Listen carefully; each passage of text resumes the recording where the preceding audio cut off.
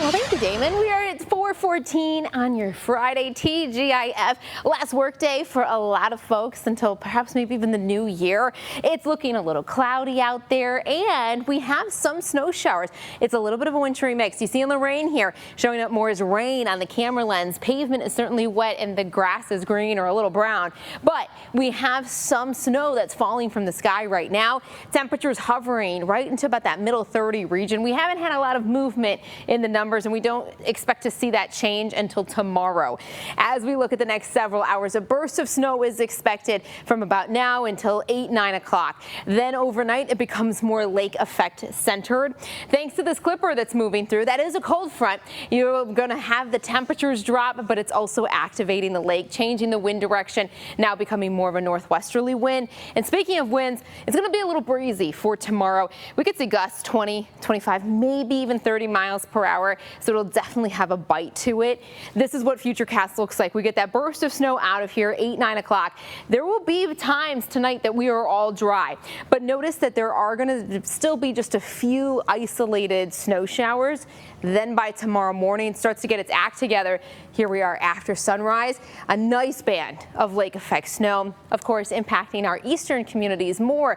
But notice that it's pulling a little bit farther inland, impacting Trumbull, Portage counties, where you haven't seen as much snow in comparison to Geauga, Lake Ashtabula.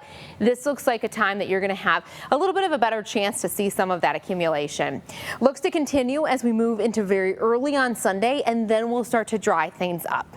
So snowfall amounts, this goes through Sunday morning. Much of the area, 75%. Less than 2 inches of snow. You get up into greater Cleveland, from Cleveland to about Parma, less than 3 inches of snow, Aurora, even down into about Warren, Youngstown, maybe 3 inches of snow there. There's going to be a section, notice in this dark blue, that includes Southern Lake, portions of very far eastern Cuyahoga County, even into northern Portage, 3 to 6 inches. But the heart of the primary snow belt, 4 to 7 inches, maybe even another isolated 8 inches or something, but that should be more of the exception. Look at how chilly this weekend's going to be, only in the 20s and feeling even colder. And as we're looking ahead to next week, we are slowly warming up. A wintry mix is possible late on Monday into early on Christmas Eve, but it should feature more rain than any kind of snow. Still could be a little bit sloppy.